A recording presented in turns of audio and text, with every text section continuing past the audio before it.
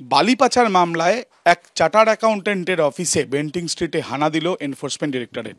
ঠিক যেখানে আমরা দাঁড়িয়ে রয়েছি এখানে ইতিমধ্যে দেখা যাচ্ছে সেন্ট্রাল ফোর্সের জওয়ানরা এখানে রয়েছেন। মূলত বালি পাচারে যে তদন্ত এনফোর্সমেন্ট ডিরেক্টরেটের তরফ থেকে করা হচ্ছে, সেই তদন্তে তারা ঝাড়গ্রাম, আসানসোল সহ কলকাতাতেও হানা দিয়েছেন এবং কলকাতার যে অফিসের সামনে তারা এসছেন, যেটা জানা যাচ্ছে যে আগরওয়াল রাজ অ্যান্ড অ্যাসোসিয়েশন, রাজকুমার আগরওয়াল নামে এক চার্টার্ড অ্যাকাউন্টেন্ট, তার অফিসে মূলত বালি পাচারের ক্ষেত্রে যে যে সংস্থাগুলোর ওপরে নজর রয়েছে ইডির, সেই সংস্থাগুলো কিভাবে এই বালি পাচার চালিয়েছে সেই বিষয়টা তারা জানতে চান এবং যে অভিযোগ তাদের কাছে পৌঁছেছিল সেই অভিযোগের ভিত্তিতে ইসিআইআর করা হয়েছিল এবং তার সংক্রান্ত বিষয়ে তথ্য প্রমাণ সংগ্রহের জন্যই বিভিন্ন জায়গায় তারা তল্লাশি চালাচ্ছেন। সেখানে বালি খাদান অফিস থেকে আরম্ভ করে ব্যবসায়ীর বাড়ি আসানসোল এবং ঝাড়গ্রামে, তার পাশাপাশি কলকাতার বেন্টিং স্ট্রিটেও, সেখানেও দীর্ঘক্ষণ অপেক্ষা করার পর অবশেষে এই চার্টার্ড অ্যাকাউন্টেন্টের অফিসে এসে পৌঁছায় ইডির আধিকারিকেরা।